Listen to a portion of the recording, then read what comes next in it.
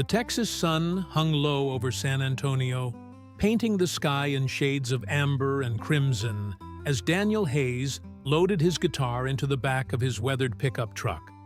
The Dusty Boot Saloon's neon sign flickered behind him, casting purple shadows across the gravel parking lot. It was Thursday night, which meant Daniel had just finished another 3-hour set for a crowd that barely looked up from their beers. "Nice playing tonight, Daniel," called out Rebecca Morrison, the saloon's owner, as she locked the front door. Her voice carried genuine warmth, though they both knew the tips had been sparse again. "Thanks, Rebecca." Same time, Saturday.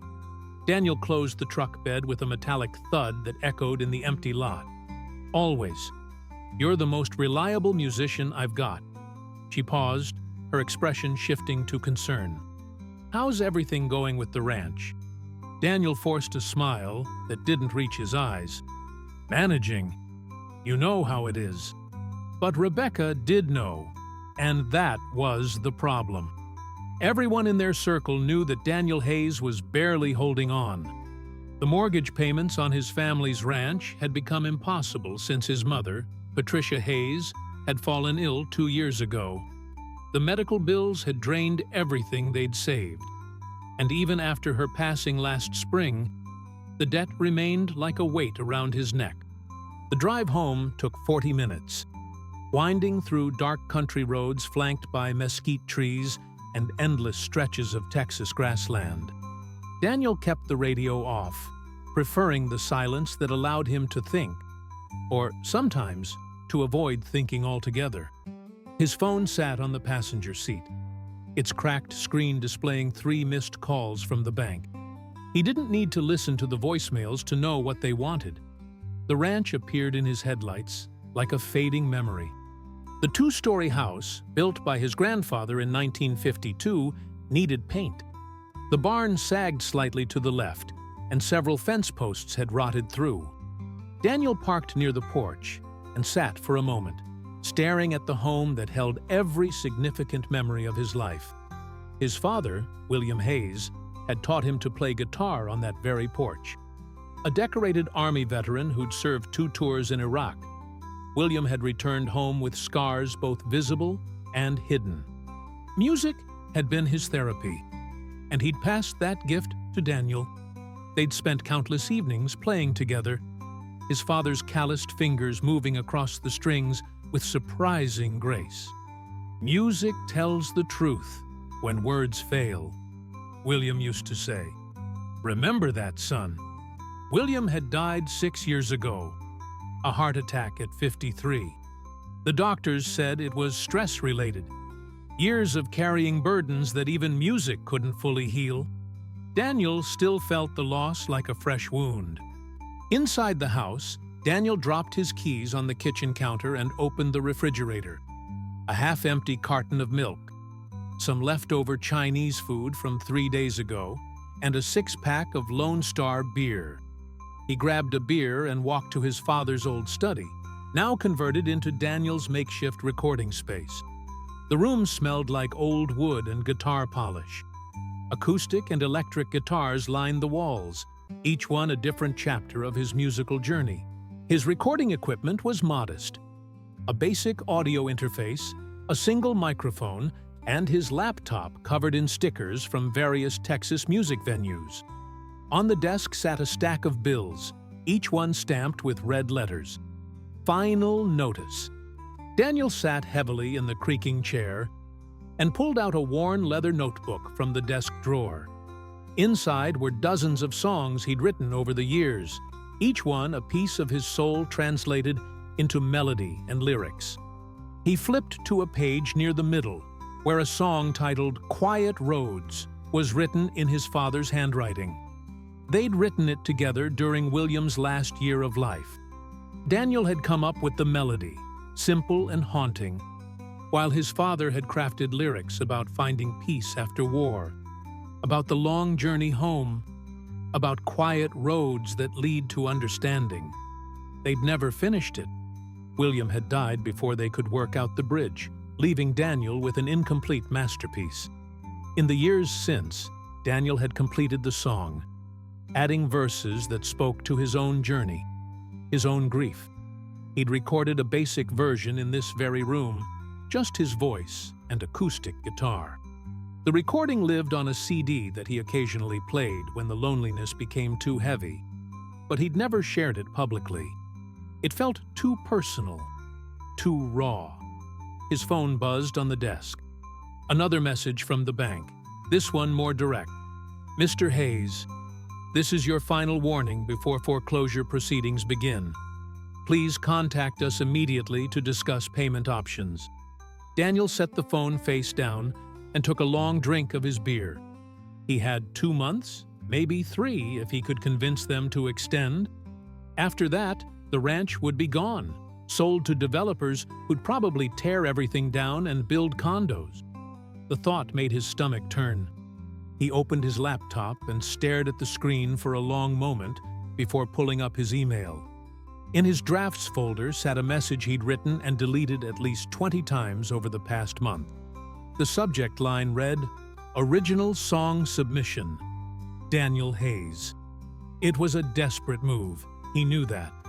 Every musician in Texas had tried sending their demos to established artists, hoping for that 1 in a million chance that someone important might listen. The odds of getting noticed were astronomical. The odds of someone like George Strait actually reading an unsolicited email were essentially 0. But desperate times called for desperate measures. Daniel attached the MP3 file of Quiet Roads and typed a brief message. "My name is Daniel Hayes. I'm a songwriter from San Antonio. My father was a veteran who helped write this song before he passed. I believe it has something real to say. If you have a moment to listen, I'd be grateful. Respectfully, Daniel." His finger hovered over the send button for what felt like an eternity. This was it, the last card he had to play. If nothing came of this, he'd have to accept reality. Give up the ranch, give up music, find a regular job that would pay the bills, but kill whatever remained of his dreams. He thought about his father, about all those evenings on the porch, about William's belief that music could change things. Daniel clicked send. The email disappeared from his drafts, joining the void of the internet, likely never to be seen by human eyes. He closed the laptop and finished his beer, feeling simultaneously relieved and foolish. Outside, the Texas night had fully settled in, bringing with it the familiar symphony of crickets and distant coyotes. Daniel walked to the window and looked out at the dark expanse of the ranch, at the land his family had worked for 3 generations. "I'm trying, Dad," he whispered to the darkness. "I'm really trying." The next morning arrived with harsh sunlight and reality. Daniel woke on the couch, still wearing yesterday's clothes, his neck stiff from sleeping at an awkward angle. The house was silent except for the ticking of the old grandfather clock in the hallway. He made coffee in the ancient percolator his mother had used for 30 years. The familiar gurgling sound a small comfort in the quiet morning. While the coffee brewed, he checked his phone. Nothing important. No miracle emails from Nashville. No sudden windfall. Just more bills and a text from Rebecca, confirming Saturday's gig. Daniel spent the morning doing ranch work that desperately needed attention. He fixed a section of fence near the east pasture, replaced a rotted board on the barn door, and checked on the 3 horses he still kept. Keeping horses was an expensive luxury he could barely afford, but selling them felt like admitting defeat. The oldest horse, a gray mare named Belle, had been his father's favorite.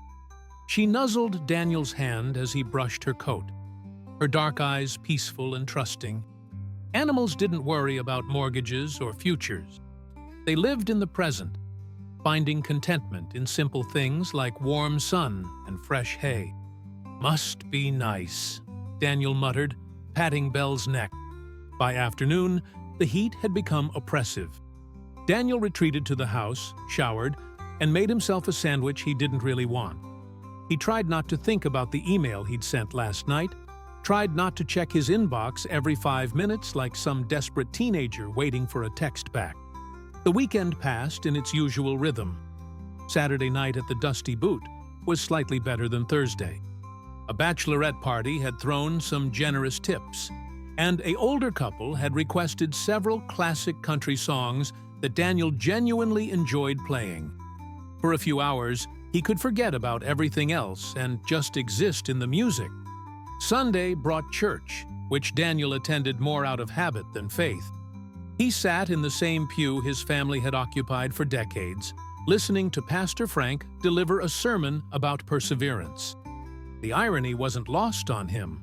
Monday morning, 1 week after sending the email, Daniel was replacing shingles on the barn roof when his phone rang.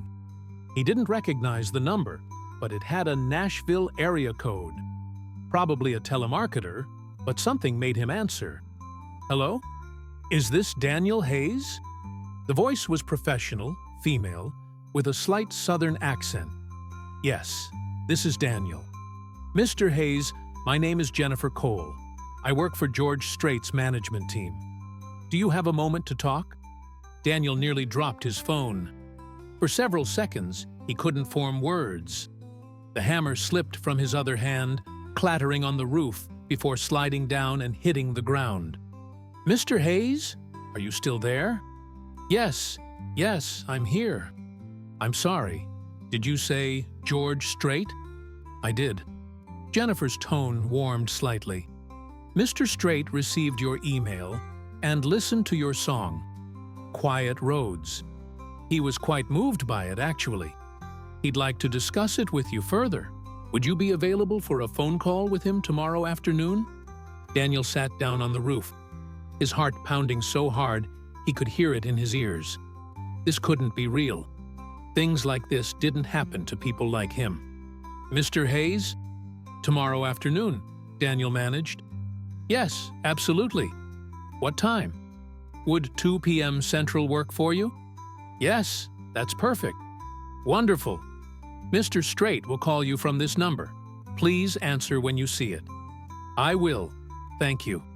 Thank you so much." Beating, after Jennifer hung up, Daniel sat on the barn roof for nearly 20 minutes, staring at his phone, replaying the conversation in his mind to make sure he hadn't imagined it. George Strait had listened to his song. George Strait wanted to talk to him. He climbed down the ladder carefully, his hands shaking slightly, and walked back to the house in a daze.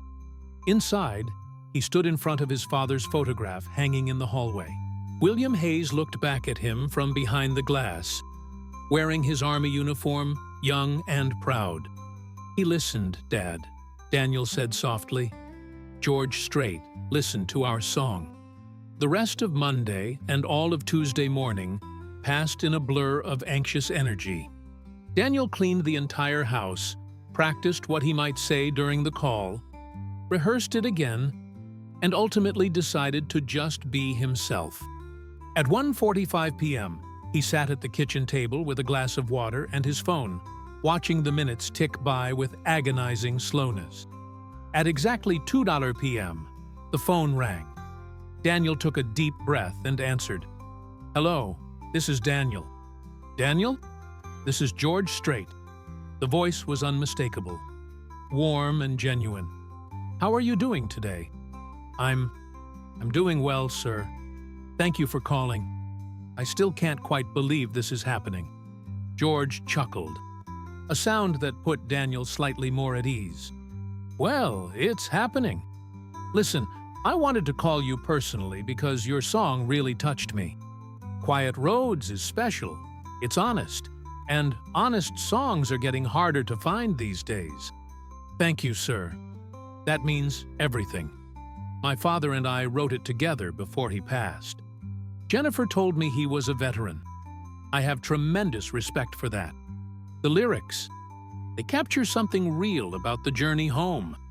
Not just physically, but emotionally. That's not easy to do." Daniel felt his throat tighten with emotion. "That's exactly what we were trying to say. My dad struggled after he came back. Music was one of the few things that helped him. "I understand," George said quietly.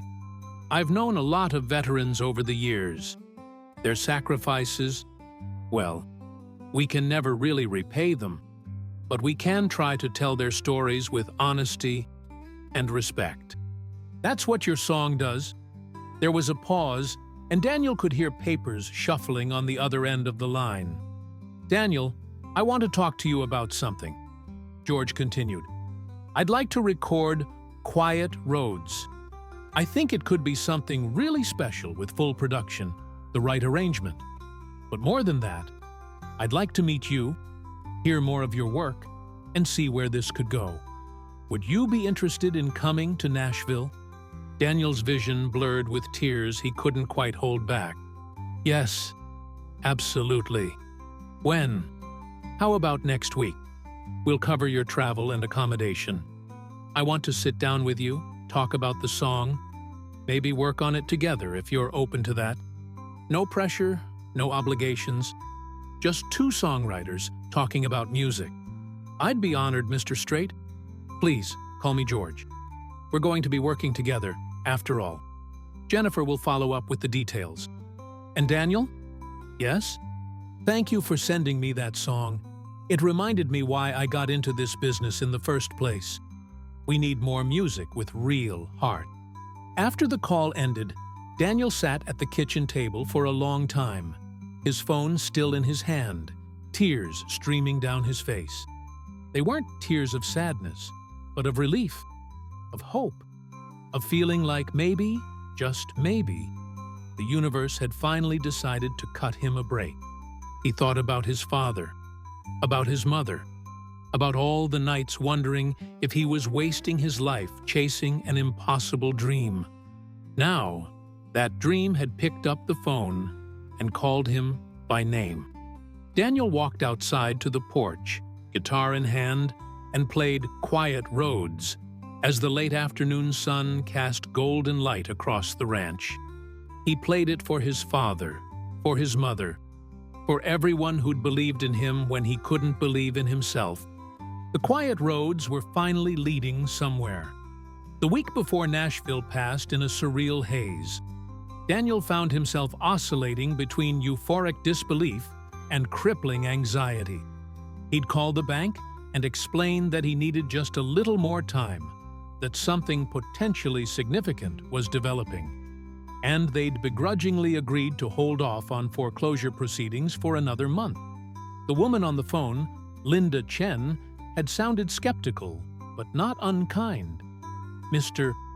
Hayes, we've heard a lot of promises over the years," she'd said, "but I'll note your account. 1 month. After that, we'll have no choice but to proceed." "I understand. Thank you, Ms. Chen." He'd played 3 more gigs that week. Tuesday at a retirement community, Thursday back at the Dusty Boot, and Friday at a wedding reception. The wedding gig had been awkward. The bride's family clearly would have preferred a DJ. But Daniel needed the money. He'd played generic crowd pleasers, while guests mostly ignored him.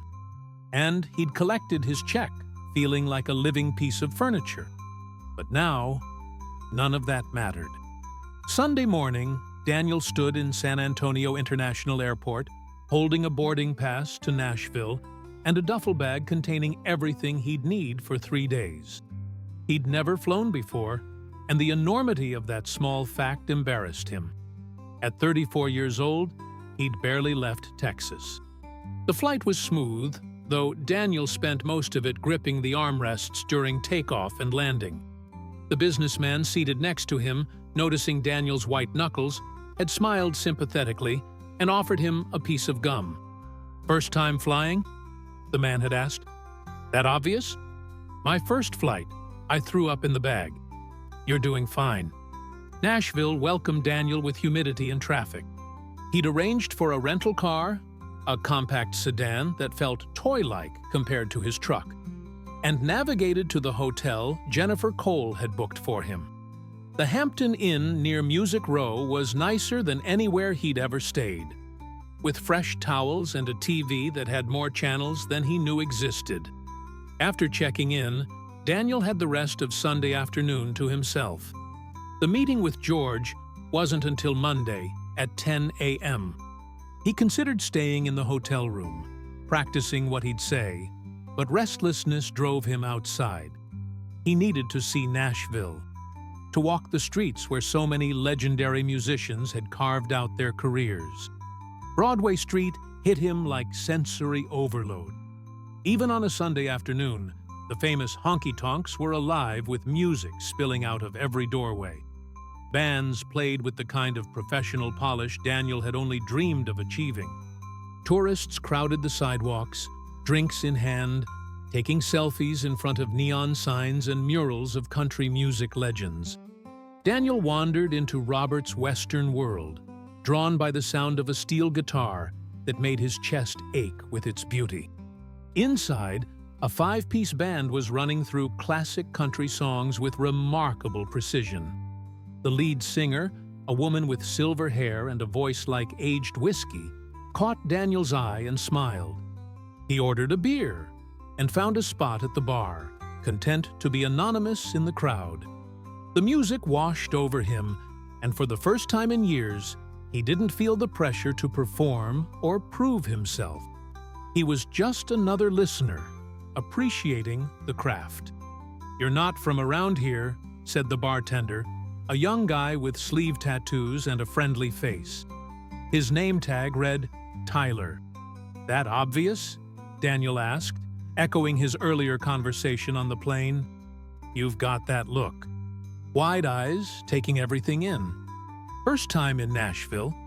"Yeah, I'm here for a meeting about music." Tyler's expression shifted to knowing. "Songwriter?" "Trying to be." "Aren't we all?" Tyler laughed, but not unkindly. "I've been trying to get a publishing deal for 3 years. Play guitar, write songs, pour drinks to pay rent." Classic Nashville story. They talked between Tyler's drink orders, and Daniel found himself relaxing. Tyler introduced him to 2 other musicians at the bar, Madison Foster and Jake Richardson, both in their late 20s, both working day jobs while chasing their musical dreams at night. "The thing about Nashville," Madison said, "is that everyone here is talented. Like, scary talented. You think you're good back home, then you come here and realize you're competing with 10,000 other people who are just as good, if not better." "That's encouraging," Daniel said dryly. Jake laughed. "She's not trying to discourage you. It's just reality. But that's also what makes it great. You get better here, or you go home. No middle ground." As evening approached, Daniel thanked them for the conversation and headed back to his hotel. The walk gave him time to think about what Madison had said. Tomorrow, he'd be sitting across from George Strait, one of the biggest names in country music history. What if his song wasn't good enough? What if George had second thoughts? Back in his hotel room, Daniel pulled out his guitar and played through Quiet Roads one more time, making sure every note was exactly where it needed to be. His phone buzzed with a text from Rebecca back in San Antonio. "Good luck tomorrow. You've got this. Your dad would be proud." Daniel smiled and typed back, "Thanks. I hope you're right." He tried to sleep early but ended up staring at the ceiling until well past midnight, his mind racing with possibilities and fears in equal measure. Monday morning arrived with clear skies and Daniel's alarm going off at 7. He showered, shaved carefully, and dressed in the only nice clothes he owned: dark jeans, a pressed white button-down shirt, and his father's old leather jacket. Looking in the mirror, he saw William Hayes looking back at him, and the resemblance was both comforting and heartbreaking. Jennifer Cole had texted him the address: a recording studio in a quiet neighborhood south of downtown. Daniel arrived 15 minutes early, parking the rental car and sitting for a moment to collect his thoughts. The studio was housed in a converted warehouse, all exposed brick and industrial windows. A modest sign read, "Strait Sound Studios." Daniel walked to the front door, his guitar case in one hand, and rang the bell. Jennifer answered, looking exactly like she'd sounded on the phone. Professional, friendly, probably in her 40s, with short brown hair and a warm smile. "Daniel Hayes," she said, extending her hand. "It's wonderful to meet you in person." "You too, Ms. Cole. Thank you for arranging everything. Please call me Jennifer. Come on in. George is already here, just finishing up a phone call." Inside, the studio was impressive without being ostentatious. Gold and platinum records lined the walls, but the space felt more like a comfortable workshop than a shrine. Jennifer led Daniel through a hallway to a lounge area where comfortable couches surrounded a coffee table covered in music industry magazines. "Can I get you some coffee?" "Water?" "Coffee would be great, thank you." As Jennifer disappeared to get drinks, Daniel stood and examined the gold records more closely. He was reading the credits on a 1987 album when he heard footsteps behind him. "That one went platinum in 6 weeks," said a voice Daniel had now heard twice before. Hard to believe that was almost 40 years ago. Daniel turned to find George Strait standing there, looking remarkably normal in jeans and a simple blue shirt. The legendary singer was 69 years old now, his hair silver, his face lined with character, but his eyes were sharp and kind. "Mr. Strait," Daniel managed, extending his hand. George shook it firmly. "George, please. You must be exhausted from all this. Flying in, strange city. Probably didn't sleep much last night." "Is it that obvious?" George laughed. "I've been where you are, believe it or not. A long time ago, but I remember. Come on, let's sit down and talk. No pressure here, just music people talking about music." They settled into the lounge, and Jennifer returned with coffee for everyone before excusing herself to handle some calls. George sat across from Daniel, his posture relaxed, his attention fully present. "So," George began, "tell me about your father. What kind of man was he?" For the next hour, they talked. Not about contracts or business, but about William Hayes, about his service, about his struggles, about the evenings on the porch, making music. George listened with genuine interest, asking thoughtful questions, sharing his own experiences with veterans he'd known over the years. Music was his therapy, Daniel explained. The VA tried medications, counseling, but nothing worked like sitting on that porch with his guitar. He'd play until his fingers hurt, and you could see the tension leave his shoulders. The song we wrote together was about that feeling, finding those quiet roads where the noise finally stops. George nodded slowly. That's what comes through in the lyrics. It's not preachy or political. It's just honest about the weight these men carry and the peace they're searching for. That's powerful, Daniel. Thank you. That means a lot, especially from you. "Let me ask you something," George said, leaning forward slightly. "Why did you wait so long to send this song out? Jennifer said you've been playing around San Antonio for years. What made you reach out now?" Daniel hesitated, then decided honesty was the only approach. "I'm about to lose my family's ranch. The bank's ready to foreclose. I've been holding on by my fingernails, but I'm out of options. Sending that email was my last desperate move before giving up on music entirely." George's expression grew serious. "I'm sorry to hear that. Financial pressure can crush creativity, but I'm glad you sent it. Sometimes the best art comes from those desperate moments when we've got nothing left to lose." He stood up and walked to a guitar case leaning against the wall. Opening it, he pulled out a beautiful Martin acoustic and handed it to Daniel. "Play it for me," George said. "Not a recording. Just you, the song, and that guitar. I want to hear it the way your father heard it." Daniel's hands trembled slightly as he took the guitar. He adjusted the strap, tuned it quickly, and took a deep breath. Then he began to play Quiet Roads. His voice was rougher than George's polished tone, more lived in, but it carried authenticity.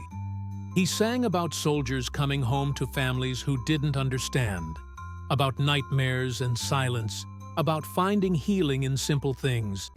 A sunrise, a dog's loyalty, a country road with no destination. The bridge he'd written after his father's death spoke about learning to carry the weight, about honoring those who couldn't make it home, about finding purpose in remembering. When the last note faded, Daniel looked up to find George wiping his eyes. "That's exactly what I heard in the recording," George said quietly. "But hearing it live, seeing your face while you sing it, that's something else. Daniel, this song deserves to be heard by millions of people." "You really think so?" "I know so. Here's what I'm proposing. I want to record this, but I want to do it right. Full production. Bring in some of Nashville's best musicians. I'm thinking steel guitar, fiddle, a subtle string section for the bridge. Make it cinematic without losing the intimacy. What do you think?" Daniel felt overwhelmed. "I think that sounds incredible. But I don't know how any of this works. The business side. I mean," George smiled. "That's what people like Jennifer are for. But let me be clear about something important. This is your song. You and your father wrote it. My vision is to elevate it, to give it the presentation it deserves. But I won't change a single word without your approval. This is a collaboration, not a takeover. Understood?" "Understood." "Good. Now, Jennifer mentioned you're here for 3 days. Tomorrow, I want you to come back, and we'll work on arrangements. I'll have my producer, Craig Walker, join us. Wednesday, let's start recording. See how far we get. No rush, no pressure. Just making music the way it should be made. Sound good?" "It sounds like a dream." "Well," George said, standing and extending his hand again, "let's make it real." That afternoon, Daniel walked through Nashville in a daze. He called Rebecca, who screamed so loudly he had to pull the phone away from his ear. He texted Madison and Jake from the night before, telling them about the meeting. They responded with congratulations and jealousy in equal measure. For dinner, he treated himself to proper Nashville hot chicken at Hattie B's, standing in line with tourists and locals, feeling like he'd stepped into an alternate reality where good things actually happened to him. The chicken was so hot, it made his eyes water, but it tasted like victory. As evening approached, Daniel found himself at the Bluebird Cafe, the legendary venue where so many careers had been launched. He'd scored a last-minute ticket for the Songwriters' Night, eager to see how Nashville's best presented their work.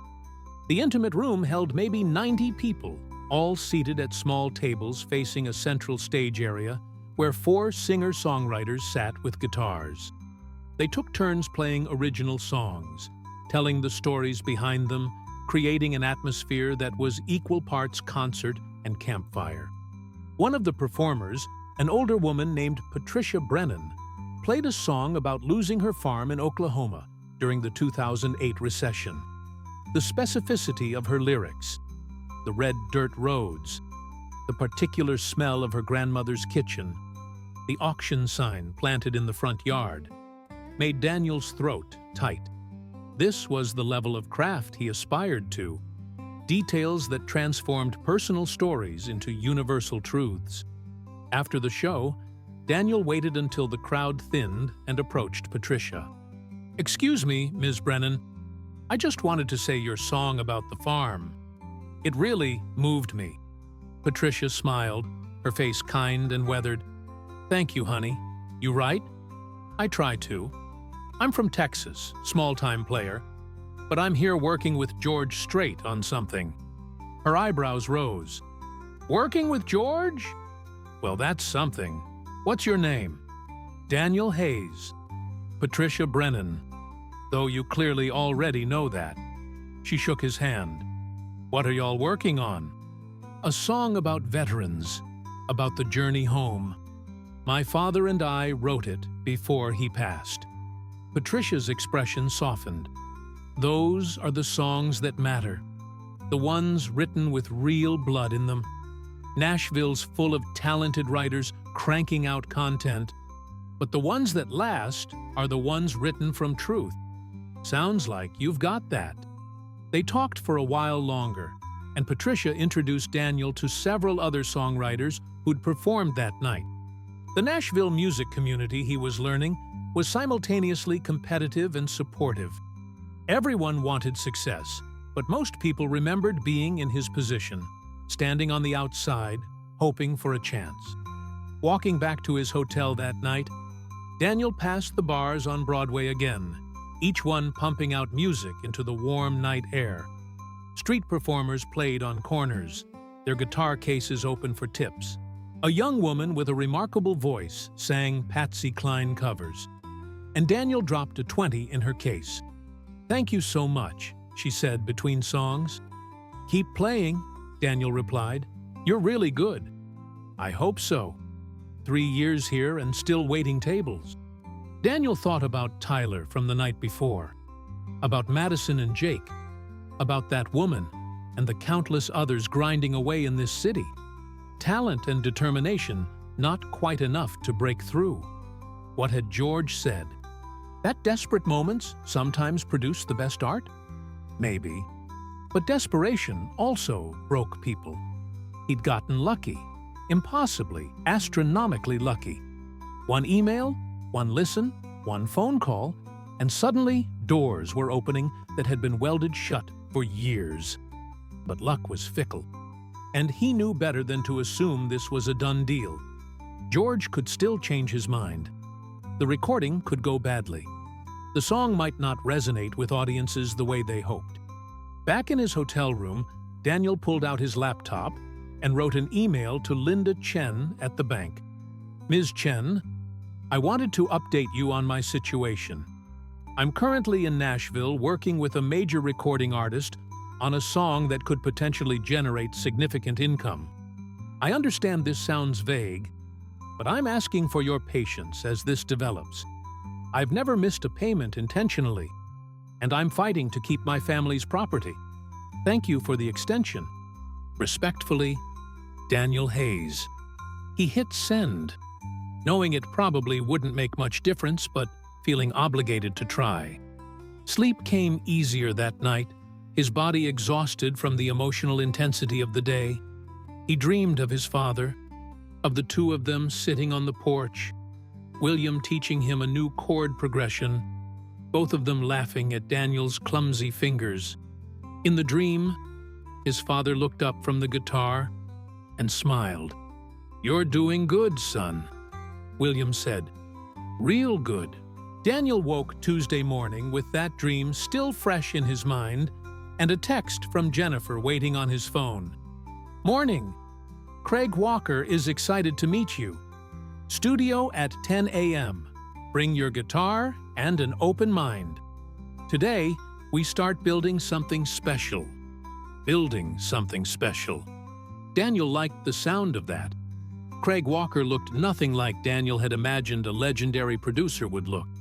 Instead of flashy jewelry and expensive suits, Craig showed up to the studio in cargo shorts, a faded Grateful Dead t-shirt, and Birkenstocks.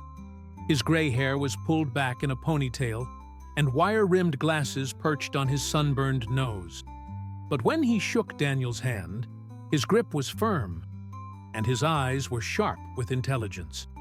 "Daniel Hayes," Craig said, his accent decidedly Californian. "George played me your demo yesterday. Hell of a song, man. Hell of a song." "Thank you, Mr. Walker." "Craig, please. Mr. Walker was my father, and he was an accountant who hated music." He grinned. "Drove him crazy that I moved to Nashville instead of taking over his firm. Now, let's get to work." The studio proper was a marvel. The main tracking room had hardwood floors, high ceilings, and acoustic paneling that created perfect sound. Through large windows, Daniel could see into the control room, where mixing boards and computer screens glowed with technical promise. George was already there, talking quietly with a sound engineer named Tommy Chen, a second-generation Chinese-American with impressive credentials listed on the studio wall. "All right, Daniel," Craig said, leading him into the tracking room. "Let's start simple. I want you to play Quiet Roads, exactly like you did for George yesterday.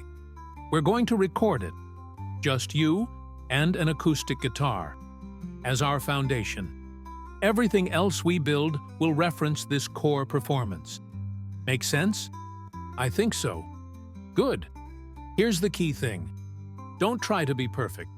We're not looking for a sterile, note-perfect take. We want emotion. We want you to feel every word.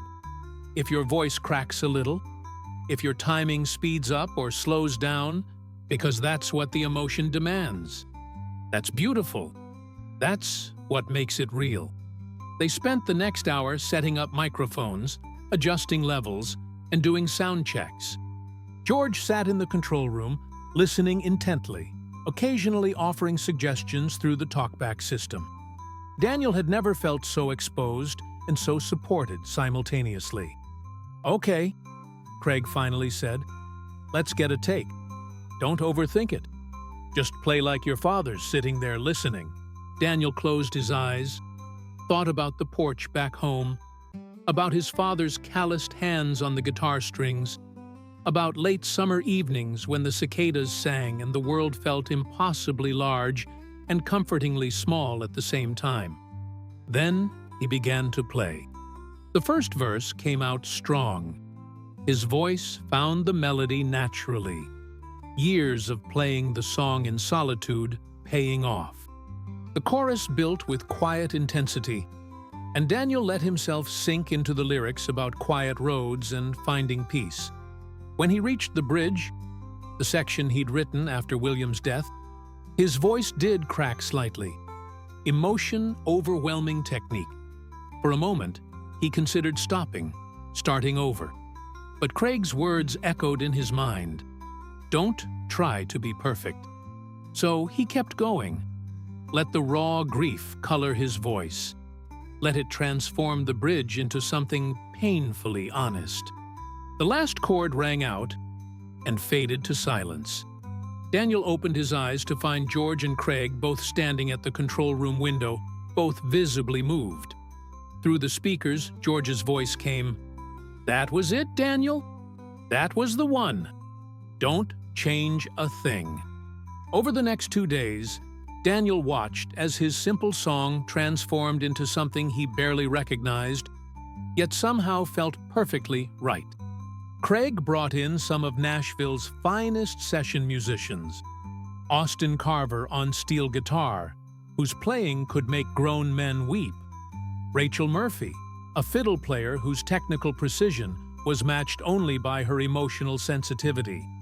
And a rhythm section consisting of Dennis Holland on bass and Marcus Williams on drums, both veterans of hundreds of hit records. Wait, I should use different names. Let me correct. Dennis Holland on bass and Kevin Reynolds on drums. "Here's how we're going to approach this," Craig explained during a meeting with all the musicians. "Daniel's vocal and acoustic guitar are the foundation. Everything we add has to serve the song, not showcase our own abilities. This isn't about flash. It's about feeling." Austin nodded, his steel guitar already tuned and ready. "What's the story? What are we supporting?"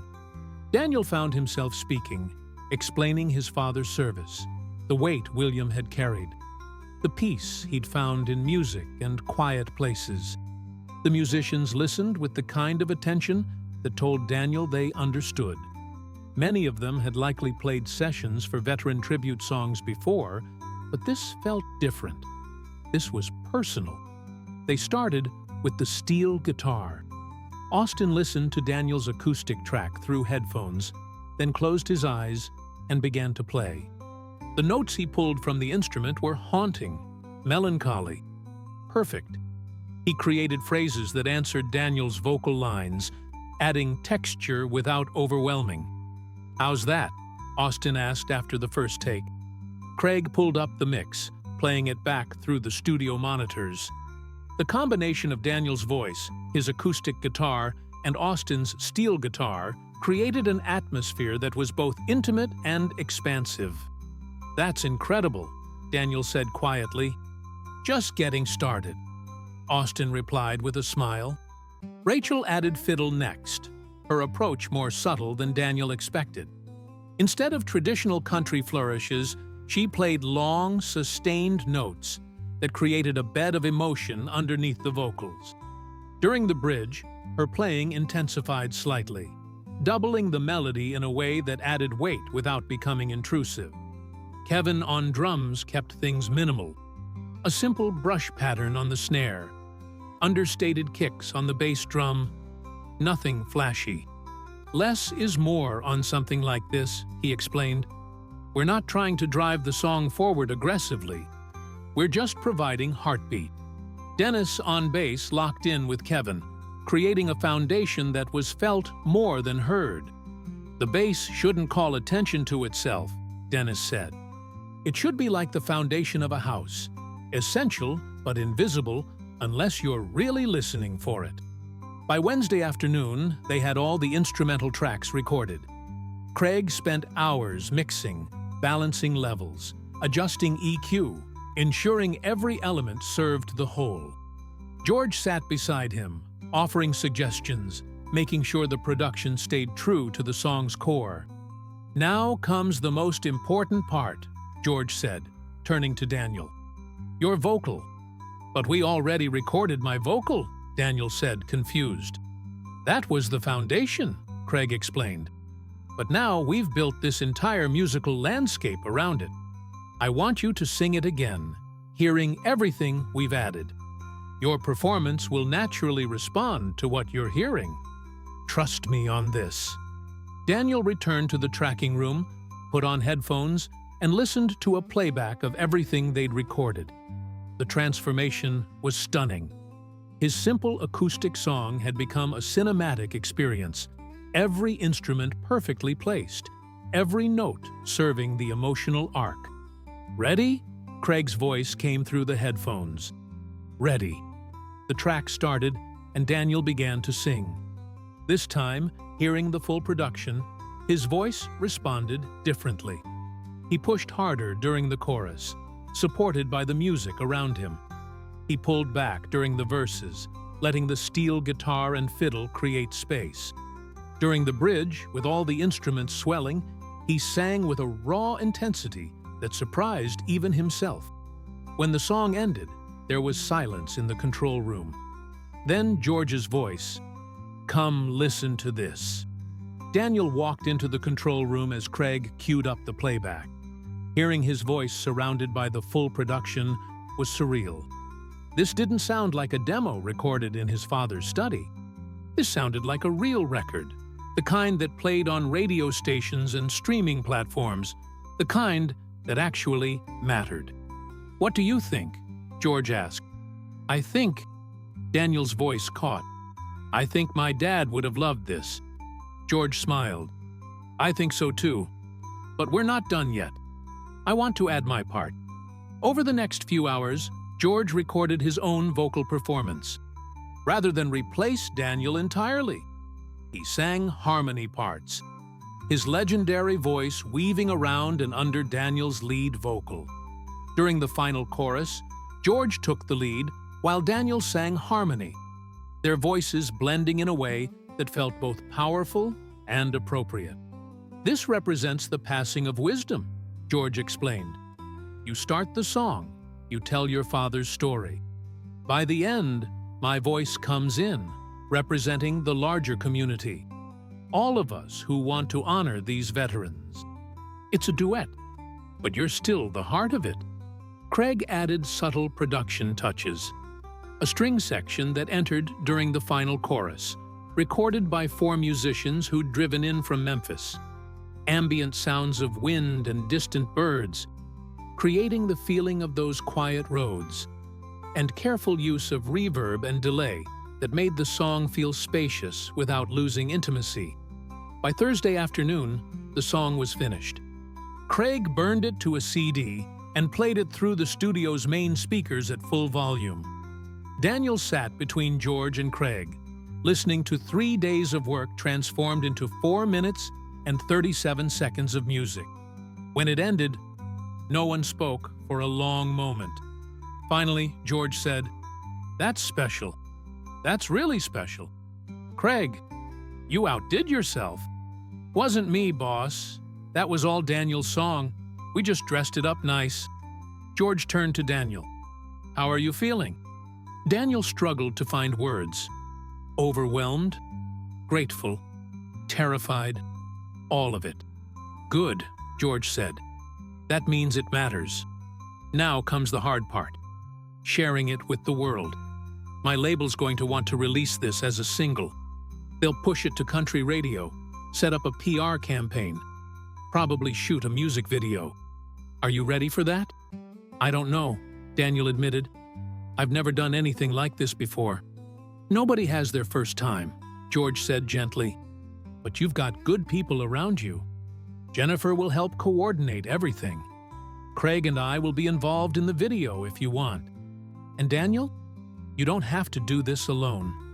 That's the most important thing to remember."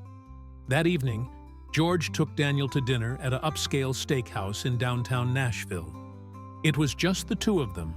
No managers or producers, just two musicians talking. "I want you to be prepared for what might happen," George said over ribeyes and bourbon.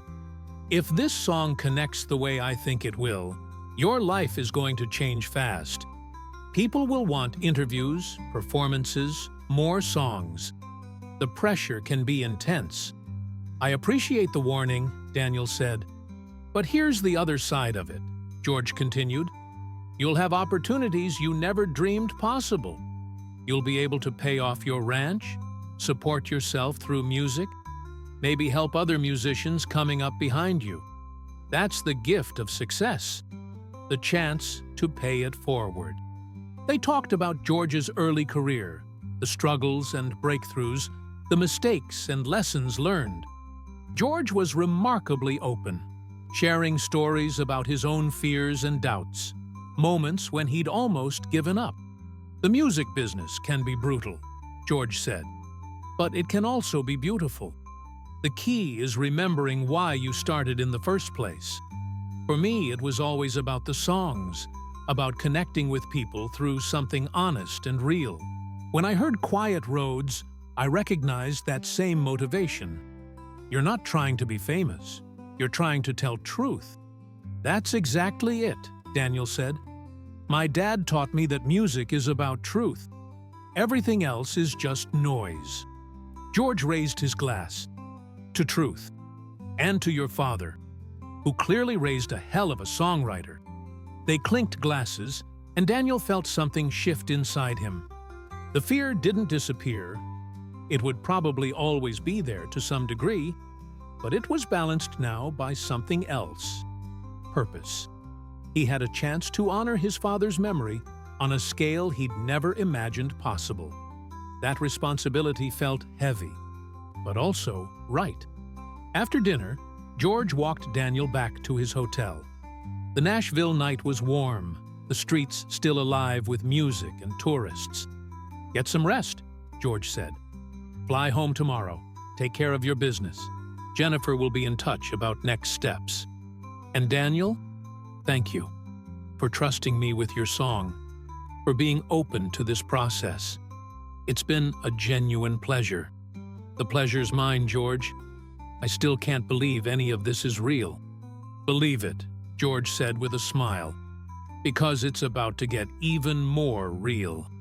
Friday morning, Daniel packed his small duffel bag and checked out of the Hampton Inn. His flight wasn't until afternoon, so he had time to walk through Nashville one more time. He found himself back on Broadway, back at Robert's Western World, where Tyler was setting up the bar for the day. "Hey, you made it back," Tyler said. "How'd your meeting go?"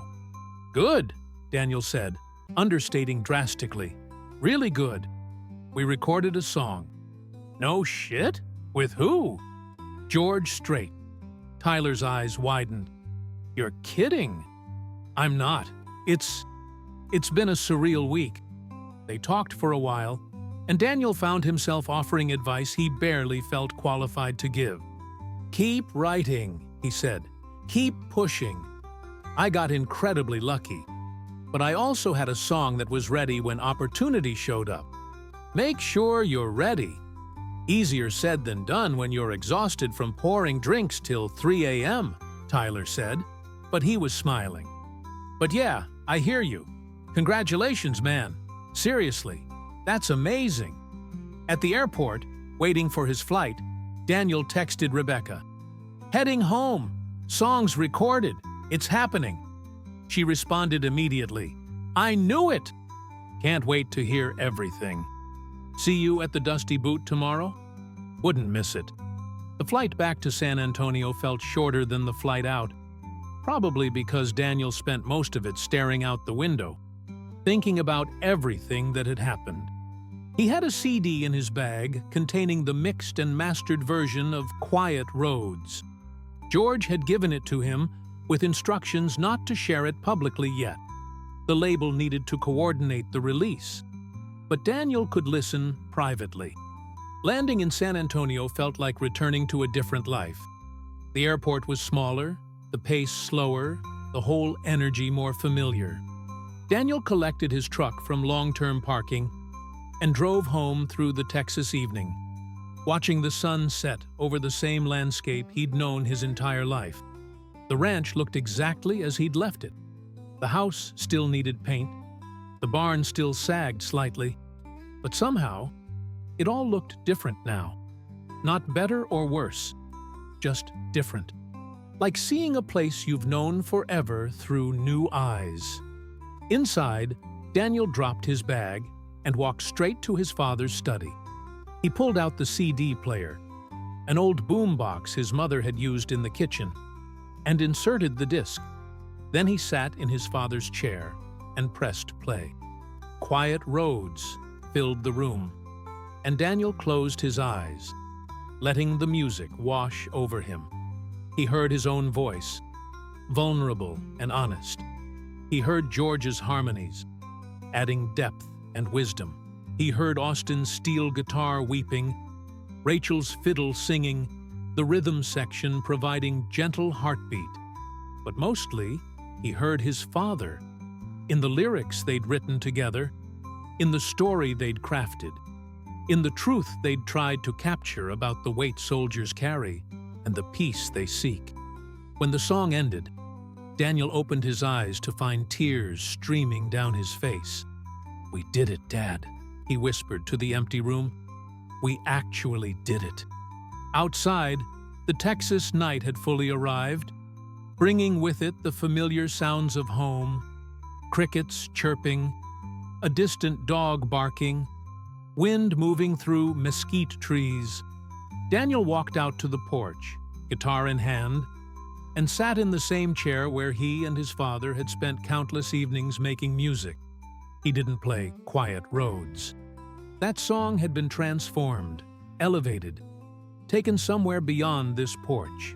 Instead, he played old favorites, songs his father had taught him, melodies that held memories.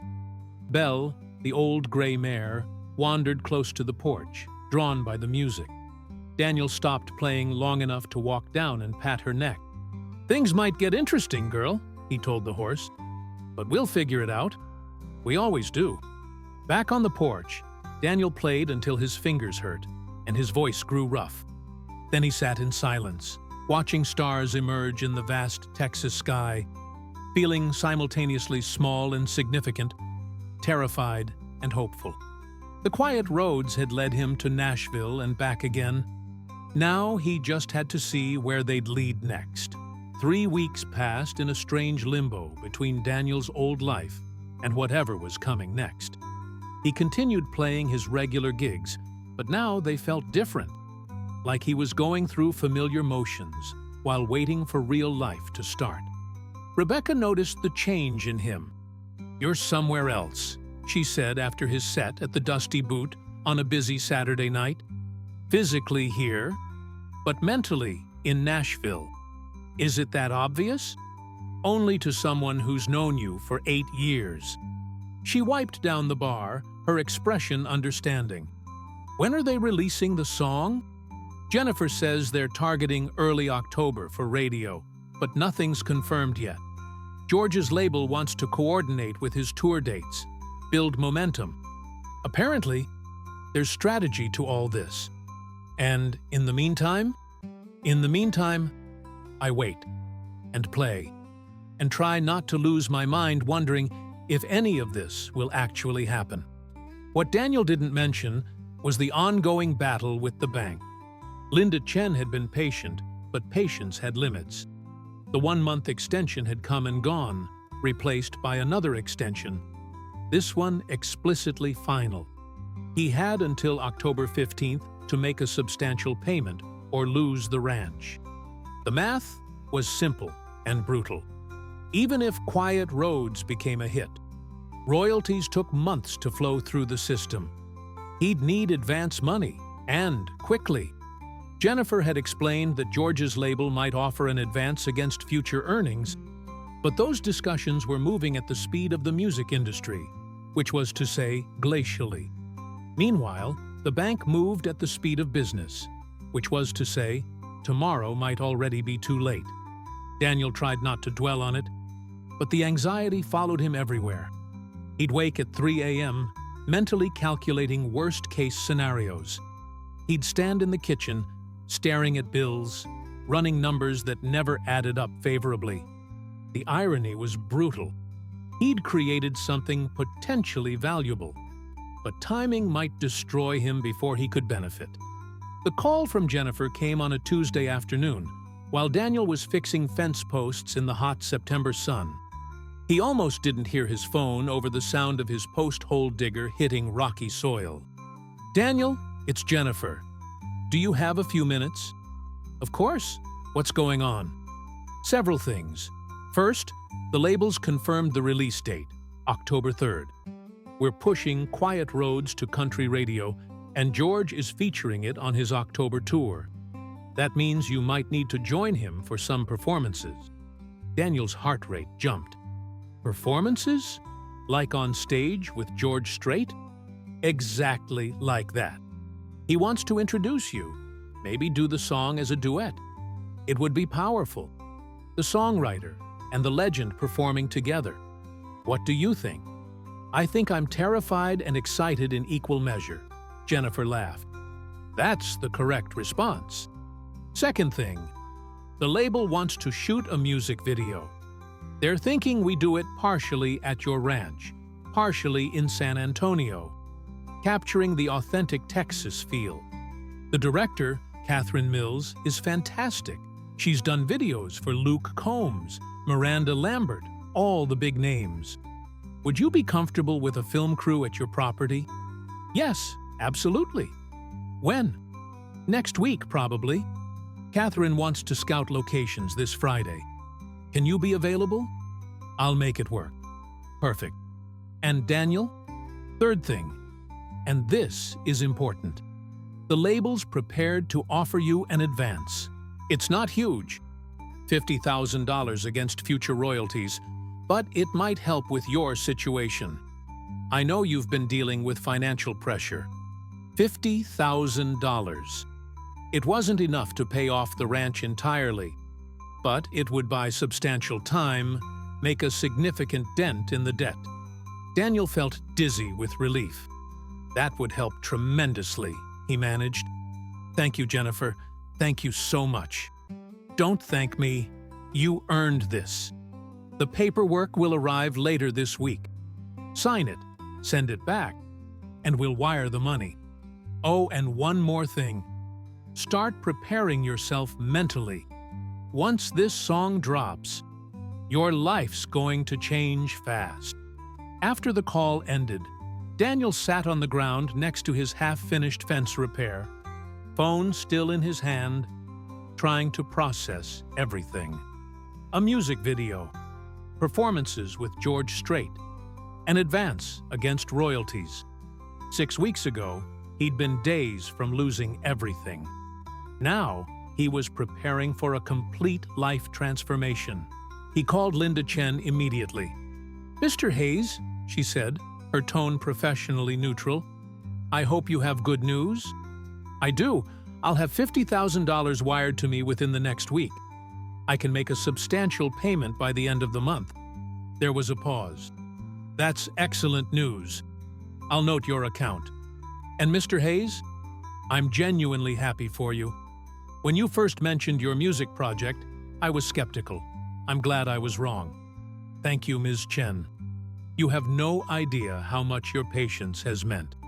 Friday arrived with Catherine Mills and a small crew, a director of photography named Omar Patel, a production assistant called Kelly Morrison, and a grip whose name Daniel didn't catch. Catherine was in her 40s, energetic and creative, wearing black jeans and a vintage Rolling Stones t-shirt. "Daniel Hayes," she said, shaking his hand firmly. "I've listened to your song about 30 times this week. It's beautiful and devastating, and exactly the kind of story I love telling visually." They spent the afternoon scouting the ranch. Catherine took hundreds of photos. The house's weathered exterior, the barn with its character-filled imperfections, the fence lines stretching toward distant horizons, Belle grazing peacefully in late afternoon light. "The authenticity here is perfect," Catherine explained. "We're not trying to make things look prettier than they are. We're showing the reality of a family ranch, the weight of maintaining it, the connection to land and memory. That's the visual parallel to your song's emotional honesty." She mapped out shots. Daniel on the porch with his guitar, walking through the property, working on fence repairs. "I want to show you as a real person, not some polished Nashville creation." The contrast between these scenes and footage of George in concert will be powerful. Omar suggested several creative angles, talking about golden hour lighting and natural framing. Kelly took detailed notes, building a shot list for the actual filming. Despite knowing nothing about video production, Daniel found their passion for the project infectious. "When do you think we'll shoot?" he asked. "Next Thursday and Friday," Catherine said. 2 full days. Bring comfortable clothes, what you'd actually wear working the ranch. And Daniel? Try not to overthink it. The camera loves authenticity. Just be yourself. The advance money arrived on Monday, exactly as Jennifer promised. Daniel watched his bank account balance transform from desperate red to cautiously black. He immediately transferred $30,000 to the ranch's mortgage account, then paid off several smaller debts that had been accumulating. The remaining money he kept as a buffer, knowing unexpected expenses always emerged. That evening, he drove to the bank and requested a meeting with Linda Chen. She greeted him warmly, her previous professional distance replaced by genuine friendliness.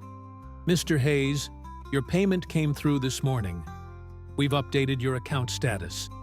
How much time does this buy me?" Linda pulled up his file. "At your current payment rate, approximately 18 months. But if your music project generates the income you're hoping for, you could potentially pay off the mortgage entirely within 2 to 3 years." "That's the goal," Daniel said. "I know I put you through hell with the extensions and delays." "You did," Linda admitted with a slight smile. "But you also never gave up. That counts for something. Good luck with your song, Mr. Hayes. I hope it's everything you've worked for."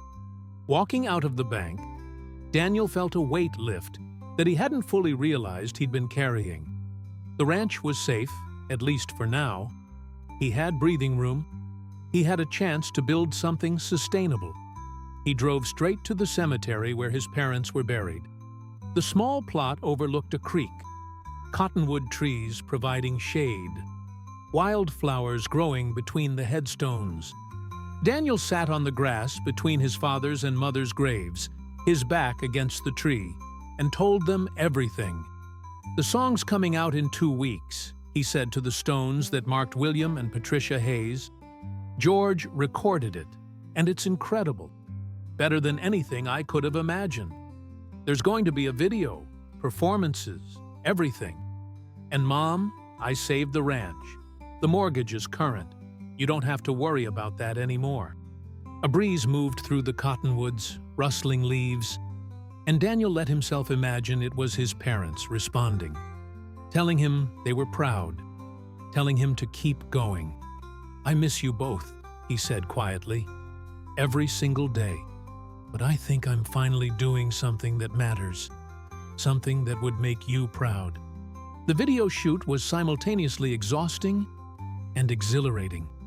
Catherine and her crew arrived Thursday morning with a full production setup. Cameras, lights, reflectors, a generator to power everything. They transformed the ranch into a film set, running cables, positioning equipment, choreographing shots with military precision. Let's start with you on the porch, Catherine directed. Just play guitar like you normally would. Ignore us completely. Ignoring a 5-person film crew was impossible. But Daniel tried. He sat in his father's chair and played Quiet Roads, while cameras captured him from multiple angles. Catherine called for take after take, each one slightly different. Change where you're looking, play a little slower, try it without singing, now try it again with vocals. By lunch, Daniel's fingers hurt and his throat felt raw. But Catherine was glowing with satisfaction. This is fantastic. The natural light, your authentic presence. It's exactly what we need. After lunch, let's do some shots of you working around the property. The afternoon involved Daniel repairing fences, feeding Belle, walking through fields, all activities he did regularly, but now performed for cameras. Omar directed him like a choreographer, asking him to repeat actions from different angles, adjusting his positioning to catch optimal light. This feels weird, Daniel admitted during a break, like I'm pretending to be myself. You're not pretending, Omar said. You're just being yourself in front of cameras. The awareness makes it feel artificial, but trust me, what we're capturing is genuine. Friday brought a different kind of filming. Catherine had arranged for George to meet them at a venue in San Antonio where he'd be performing in 2 weeks. They'd shoot concert footage to intercut with the ranch scenes, creating a visual dialogue between Daniel's intimate world and George's larger-than-life presence. George arrived looking every bit the country music legend. Perfectly fitted jeans, pressed white shirt, signature cowboy hat, but his demeanor was as down-to-earth as ever. "How's the video going?" he asked Daniel. "Weird, but good. Catherine's incredibly talented." "She is, and she gets the emotional core of songs, which is rare. A lot of directors want flashy visuals with no substance. Catherine builds narratives." They filmed George performing Quiet Roads on the empty stage, cameras capturing his expression as he sang lyrics about veterans and healing. Then, they shot Daniel watching from the audience, his face reflecting the emotion of hearing his words transformed by George's iconic voice.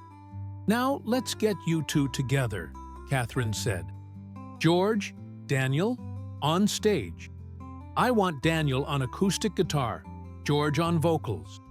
Both of you just connecting with the song." This was the moment Daniel had been simultaneously anticipating and dreading. Standing on stage next to George Strait, playing his father's song in front of cameras documenting everything, it felt surreal and overwhelming. But when they started playing, the nervousness faded.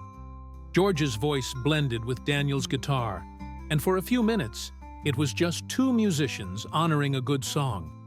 No pressure, no cameras, just truth expressed through melody. "Beautiful," Catherine said when they finished. "That's our closing shot right there. The two of you, connected by this song, representing the bridge between emerging talent and established legacy." The weeks between finishing the video and the release date crawled by with agonizing slowness. Daniel returned to his regular gigs, But now people were starting to ask questions. Word had leaked locally that he'd been in Nashville working with George Strait.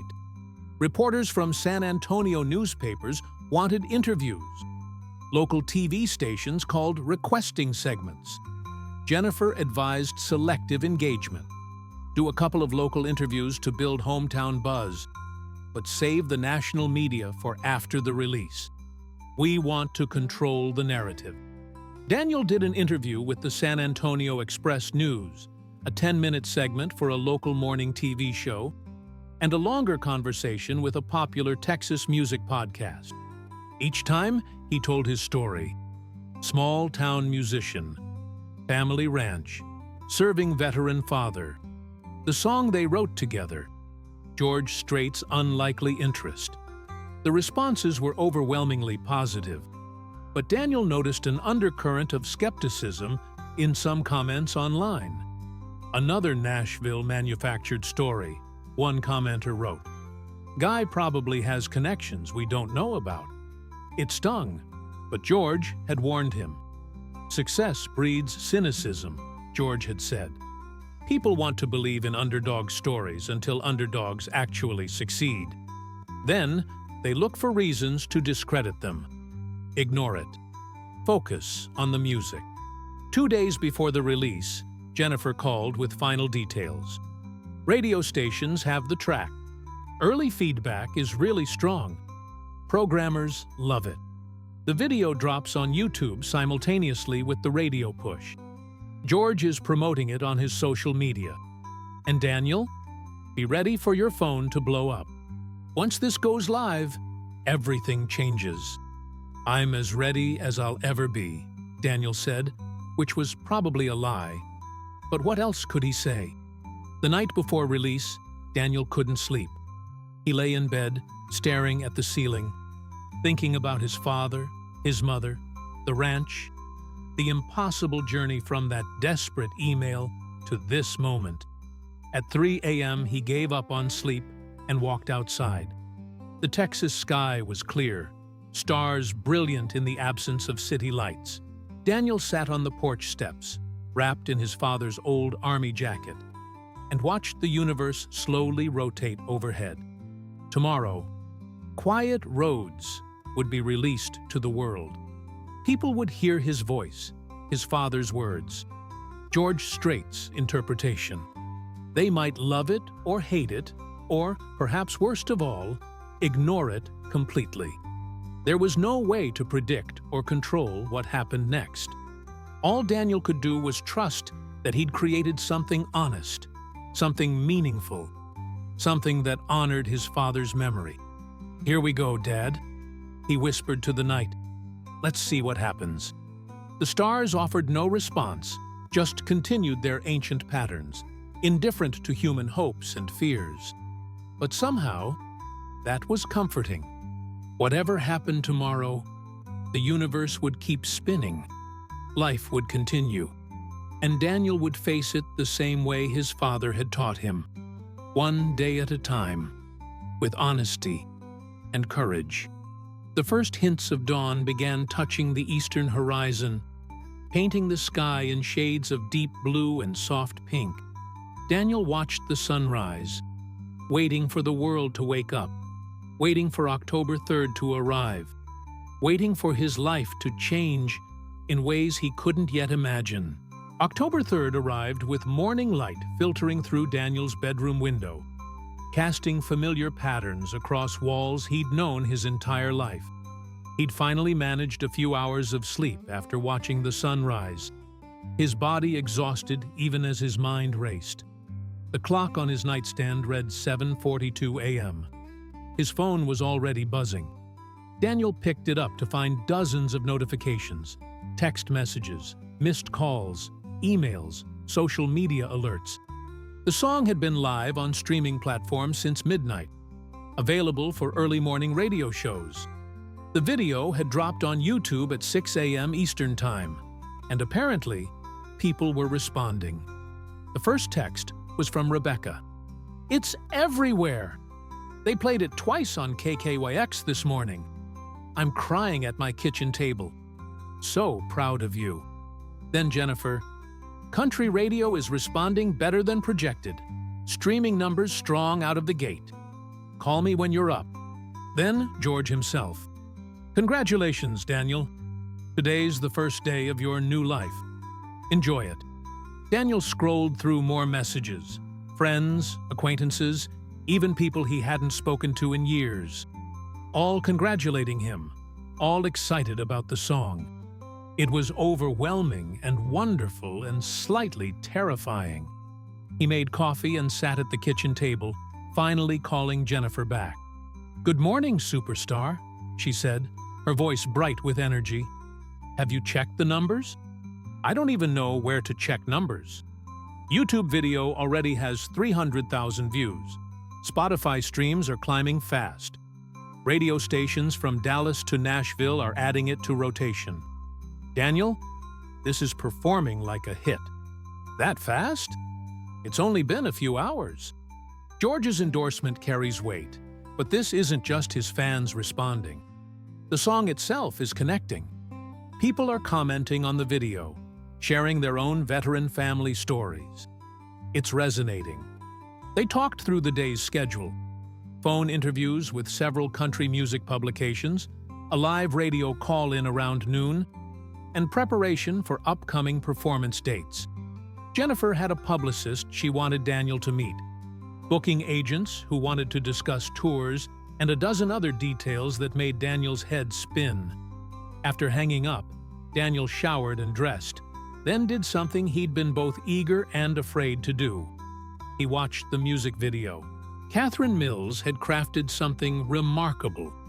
The video opened with shots of the ranch at dawn, Daniel's silhouette on the porch with his guitar. As he began playing, the video cut between intimate footage of him at home and George performing on stage. The contrast was powerful. Daniel's quiet authenticity against George's polished professionalism, both serving the same emotional truth. Midway through, the video incorporated photos. William Hayes in his Army uniform, family pictures from the ranch's history, images of other veterans that Catherine had sourced from military archives. The message was clear. This wasn't just Daniel's story or his father's story. It was a universal narrative about service, sacrifice, and the long road to healing. The final shot showed Daniel and George on stage together, playing as equals. The younger musician and the legend united by respect for the song.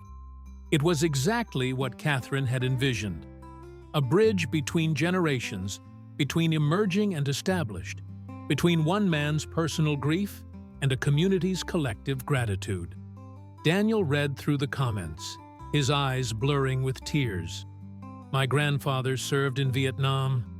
This song is for him. Thank you. First time a country song has made me cry in years." Powerful stuff. George Strait and this new guy Daniel Hayes. Perfect collaboration. More of this, please. As a veteran myself, I appreciate songs that get it right. This one does. Not all comments were positive. Internet negativity was inevitable. But the overwhelming majority expressed genuine emotional connection. People weren't just liking a catchy melody. They were responding to the story, the honesty, the refusal to sanitize or simplify complex emotions. The first week was a blur. Daniel did what felt like 100 interviews, each one asking variations of the same questions. How did you connect with George? What inspired the song? What's next for you? He tried to give thoughtful answers, to honor his father's memory in every response, to express gratitude without sounding rehearsed. Radio stations across Texas started playing Quiet Roads multiple times daily. Then stations in Oklahoma, Louisiana, Tennessee. By day 5, it was in rotation on major country radio markets nationwide. Streaming numbers climbed steadily. 500,000, then 1 million, then 2 million. The YouTube video passed 5 million views. "This is legitimate hit territory," Jennifer explained during one of their daily calls. You're charting on Billboard. Country radio is embracing it. The label wants to discuss your debut album. Album? I have like 12 finished songs total. Then write more. You've got momentum. We need to capitalize while you're hot. The pressure was enormous, but Daniel tried to channel it productively. He spent mornings handling business, interviews, meetings, coordinating with Jennifer and the label. Afternoons, he worked the ranch, finding solace in physical labor that required no performance or personality. Evenings, he wrote, trying to capture new songs while the creative energy was flowing. Some old friends from San Antonio's music scene reached out, their congratulations tinged with envy. Tyler, the bartender from Nashville, sent a message. "Saw your video, man. Living the dream. Any advice for those of us still grinding?" Daniel responded honestly, "Keep writing, keep improving. I got impossibly lucky, but I also had material ready when luck arrived. Prepare for opportunity even when it seems impossible." Not everyone was happy for him. A musician Daniel had played with years ago, Vincent Cole, posted on social media that Daniel was selling out by partnering with a mainstream artist. That real Texas music shouldn't need Nashville validation. The post was bitter and transparent, but it hurt nonetheless. "Ignore him," Rebecca advised when Daniel mentioned it. Vincent's been stuck in the same bar for 10 years, playing the same songs, convincing himself that staying local is some kind of artistic integrity. He's jealous, pure and simple. I know, but part of me wonders if he's right. Am I selling out? Are you lying in your music? No. Are you compromising your artistic vision? No. George encouraged me to stay true to the song. Then you're not selling out, you're succeeding. There's a difference, even if Vincent can't see it. The first performance with George was scheduled for October 17th in Austin, a major arena show that would introduce Daniel to thousands of people. Jennifer arranged for Daniel to fly to Austin the day before for rehearsals, and suddenly he found himself backstage at the Moody Center, watching George's crew set up one of the most sophisticated concert productions he'd ever witnessed. "Daniel Hayes!" George's tour manager, Robert Chen, greeted him warmly. "We've been excited to meet you. George talks about your song constantly."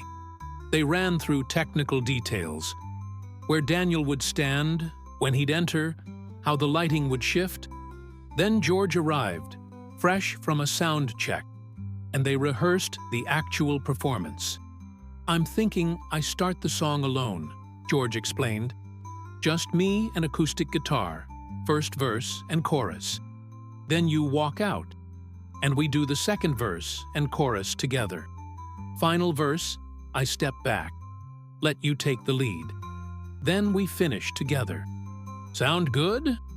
Daniel's hands were shaking slightly, but he nodded. "Sounds perfect." They ran through it 3 times, adjusting transitions, finding the natural flow. George's band, professional musicians who'd played together for years, made Daniel feel welcome, offering encouragement and technical tips. "You're going to kill it," said George's lead guitarist, Nathan Brooks. "Just remember, the audience is on your side. They're here to experience something special." Trigger. That night, alone in his hotel room, Daniel called the ranch. He'd hired a local teenager, Emma Rodriguez, to check on the horses and handle basic maintenance while he traveled. She'd been reliable and enthusiastic, grateful for the work. "Everything's good here, Mr. Hayes," Emma reported. "Belle's doing great. I fixed that gate latch that was sticking. Are you nervous about tomorrow?" "Terrified," Daniel admitted. "You'll be amazing. My whole family's watching the live stream." "We're so proud of you." The next evening, standing in the wings of the Moody Center, while 15,000 people screamed for George Strait, Daniel felt his terror reach a crescendo. This was insane. What was he doing here? He was a bar musician from San Antonio, not an arena performer. Then George started playing Quiet Roads, and something shifted. The arena fell silent, every person listening as George's voice filled the space with Daniel's lyrics. The intimacy of the song somehow scaled up, becoming simultaneously personal and universal. George nodded to him, the cue.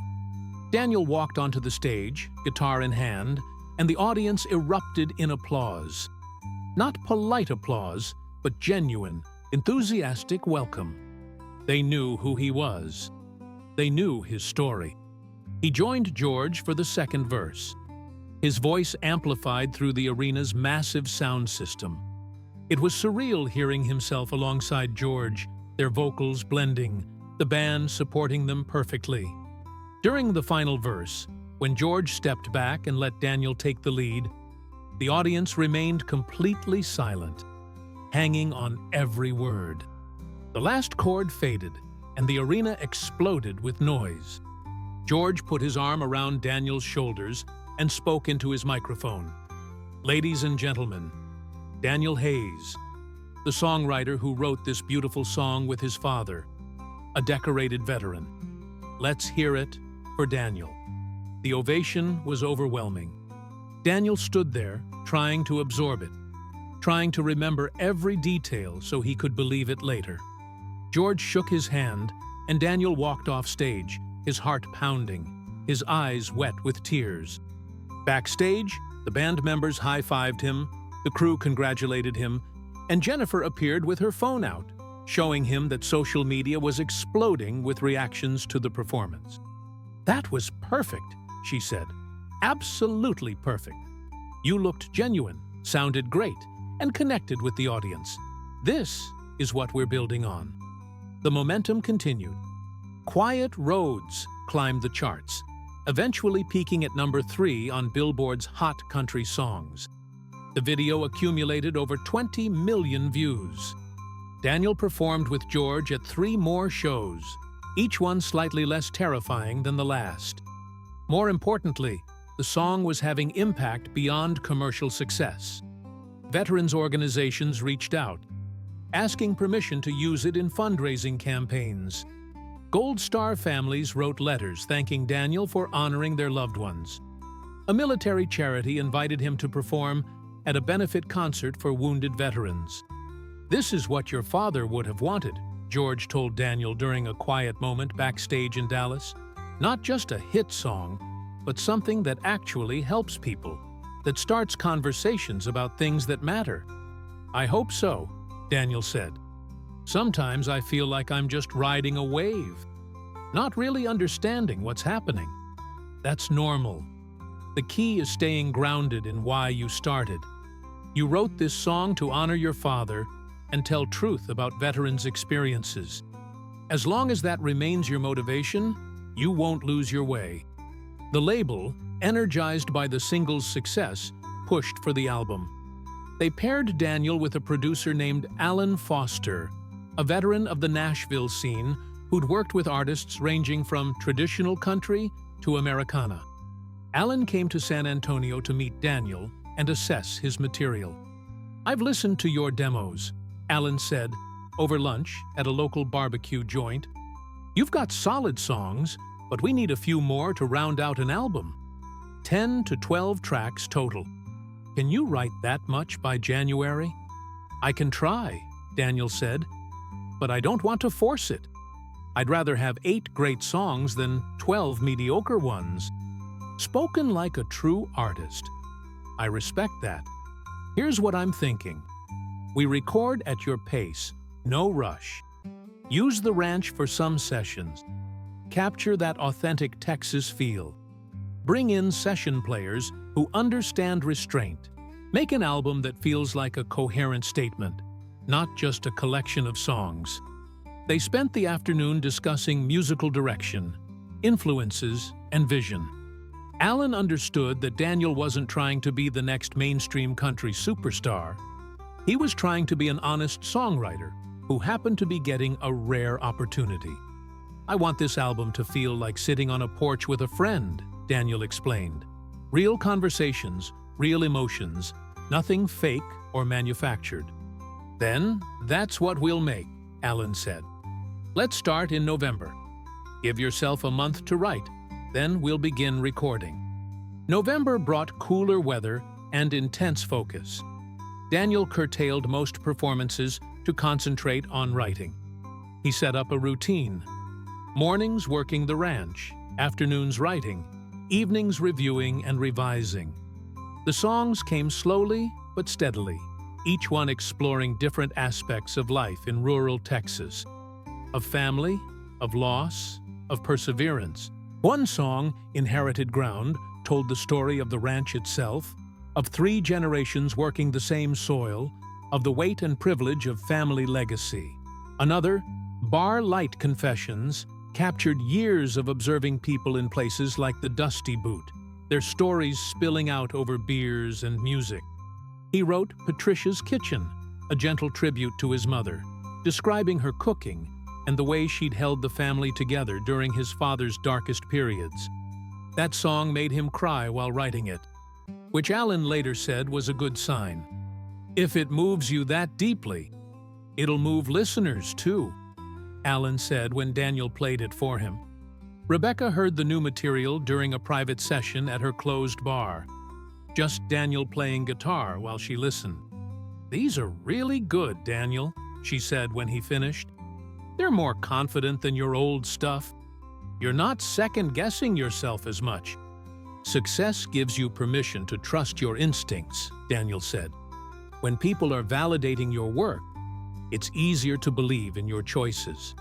Just don't lose that humility," Rebecca warned gently. "The best thing about you has always been your genuineness. Nashville's full of people who got big and forgot who they were. I'm trying not to. The ranch helps. Working with the horses, fixing fences. It keeps me grounded in reality." By Thanksgiving, Daniel had 11 new songs completed. He spent the holiday alone at the ranch by choice, cooking a small turkey and calling friends on the phone. His family was gone, but he felt their presence in the house, in the traditions he maintained, in the music he continued creating. George called during dinner. "Happy Thanksgiving, Daniel. How are you holding up?" "Good. Writing a lot. Feeling grateful." "You should. You've earned everything that's happened. Listen, I wanted to tell you something. Quiet Roads has been nominated for a few awards. Nothing guaranteed, but the nominations themselves are significant." Daniel nearly dropped his phone. "Awards? What kind of awards?" "Country Music Association nominations, Song of the Year, potentially. Also, some Critics Association awards. Jennifer will send you the full list. Point is, people are recognizing the quality of what you created." After hanging up, Daniel sat on the porch with his father's guitar and played Quiet Roads for what felt like the 1,000th time. The song had taken on a life far beyond his original vision, but at its core, it remained what it had always been. A conversation between a father and son about hard truths and harder journeys. "We're doing okay, Dad," Daniel said to the night. "I think we're doing okay." December brought album recording sessions at a studio in Austin that Alan had chosen for its warm, analog sound. Daniel drove up each week, spending 3 or 4 days at a time laying down tracks. Alan assembled a small, talented group of musicians who understood the project's aesthetic. Sarah Fletcher on violin, bringing subtle orchestration without overwhelming. Tommy Hart on pedal steel, whose playing could break hearts. And a rhythm section that knew when to support and when to disappear. They recorded Inherited Ground first, and it set the tone for everything that followed.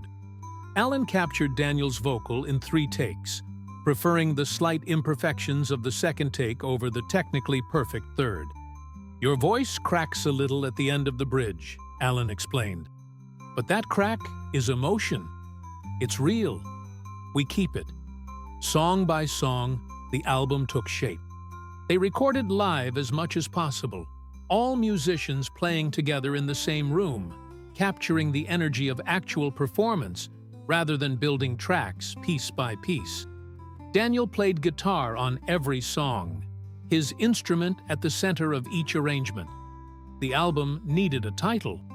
Daniel considered several options before settling on Quiet Roads, making his breakthrough single the album's emotional centerpiece and letting it define the entire collection's themes: journeys, discovery, coming home. By Christmas, mixing was nearly complete. Alan sent Daniel rough mixes to review, and Daniel spent Christmas Eve listening to his album for the first time as a complete work. It was strange hearing his life translated into music, his experiences and emotions pressed into tracks that others would stream, download, and judge. But it was also deeply satisfying. He'd created something honest, something his parents would have recognized as authentically him.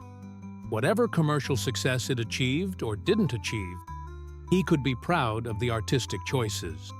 Christmas Day, the phone rang early. It was Linda Chen from the bank, which seemed odd until Daniel remembered she'd mentioned she sometimes worked holidays. "Mr. Hayes, I apologize for calling on Christmas, but I wanted to share some good news. Based on your recent income and prospects, the bank's credit committee has approved a substantial credit line for ranch improvements. If you're interested, we could discuss terms after the holidays." That's... wow. Thank you, Ms. Chen. You've honored your commitments, Mr. Hayes. We want to support customers who do that. Enjoy your Christmas. After hanging up, Daniel walked outside into the crisp December morning. The ranch looked beautiful in winter light, golden grass stretching toward clear blue sky. He'd saved this place. Through music and determination and improbable luck, he'd preserved his family's legacy. Belle wandered over, and Daniel fed her an apple while telling her about the album, about the upcoming release, about everything that had happened since that desperate email to George Strait almost 4 months ago. "Life's strange, girl," he said, patting her neck. "You think you know where you're headed? Then everything changes." The album released on January 17th, strategically timed to catch post-holiday attention. The label had modest expectations. Debut albums from new artists rarely made major commercial impact. But Quiet Roads, the song, had built enough audience that the album debuted at number 7 on Billboard's Country Albums chart. Critics were kind, praising Daniel's songwriting and the album's cohesive vision. Rolling Stone called it an assured debut from a mature voice in country music. The Austin Chronicle wrote, "Hayes proves Quiet Roads was no fluke. This is a songwriter with depth and staying power." More performances followed. Opening slots on tours for established acts, festival appearances, his own headlining shows at mid-sized venues.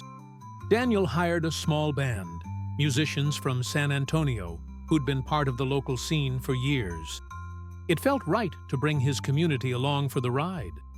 By spring, Quiet Roads had sold over 1 million copies across streaming and downloads, earning gold certification. The label threw a small party in Nashville to celebrate, and Daniel flew in with Rebecca, who'd closed the Dusty Boot for the night, to attend.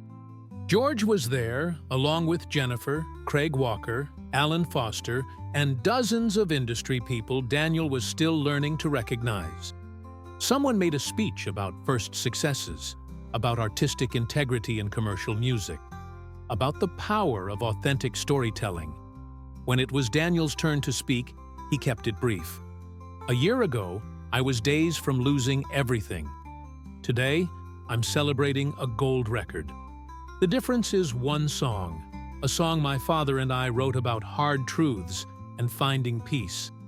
I'm grateful to everyone who helped bring it to life, especially George, who took a chance on an unknown songwriter.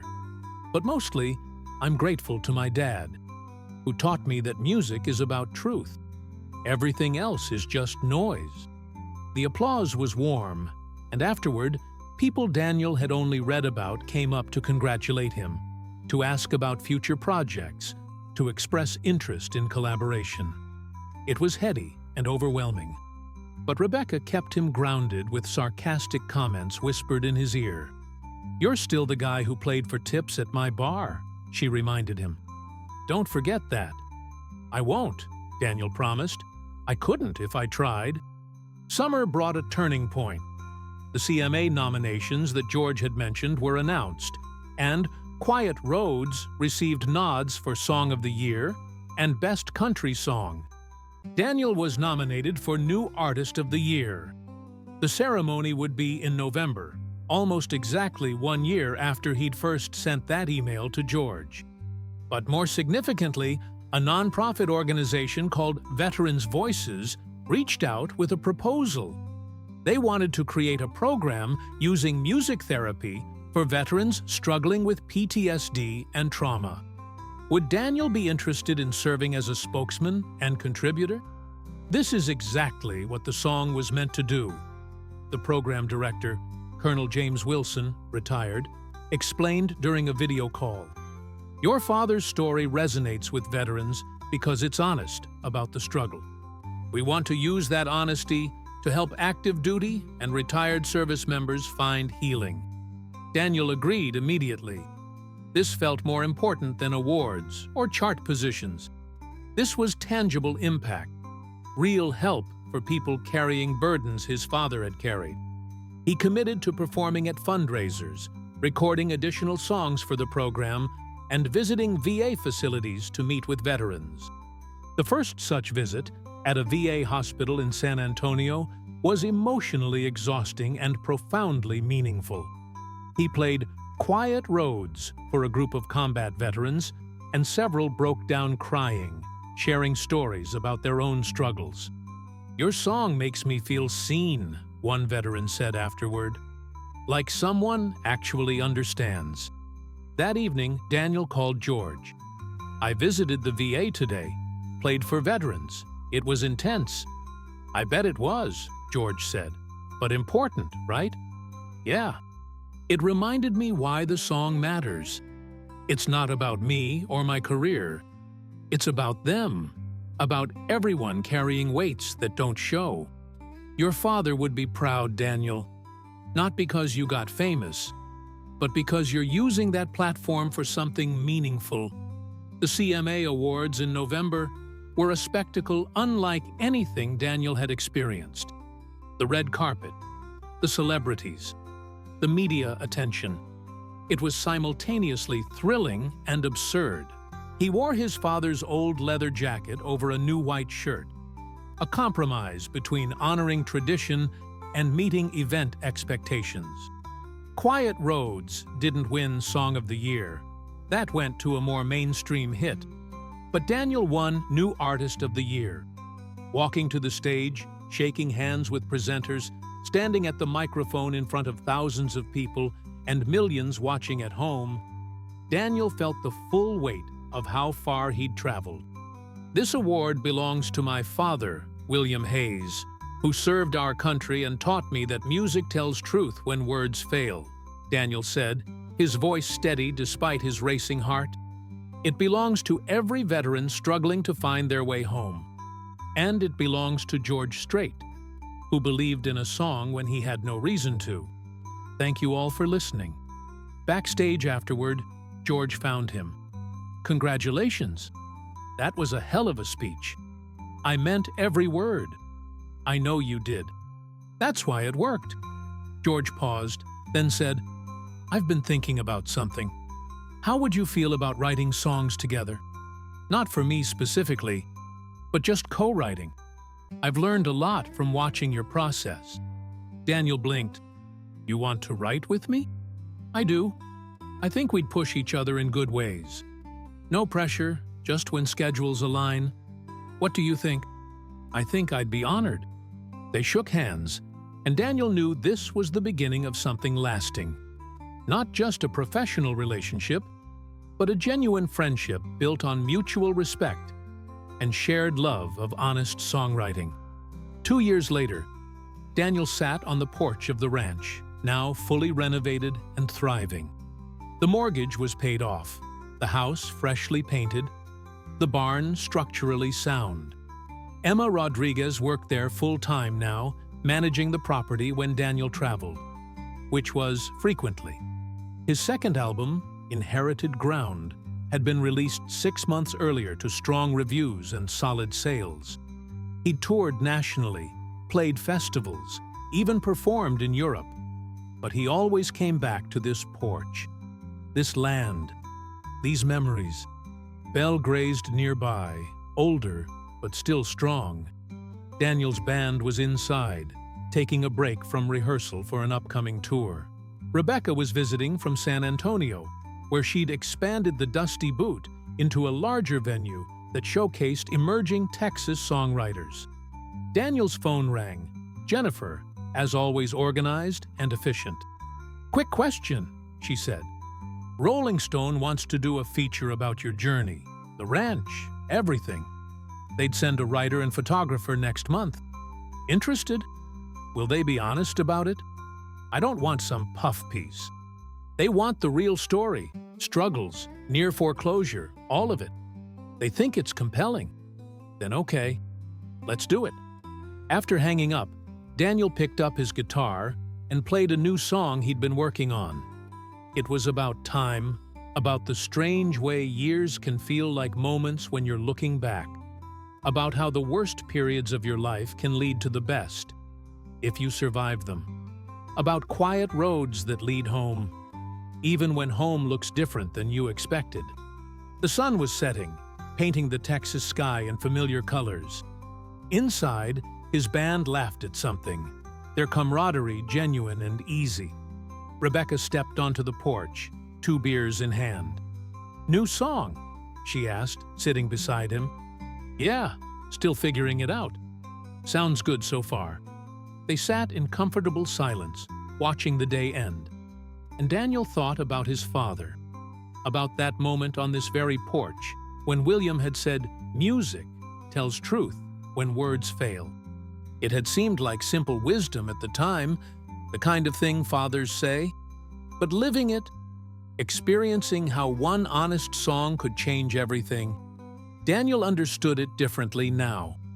Music wasn't just about entertainment or commercial success. It was about connection, about finding language for things that felt unspeakable, about building bridges between individual experience and universal truth. "You thinking about your dad?" Rebecca asked. "Always," Daniel said.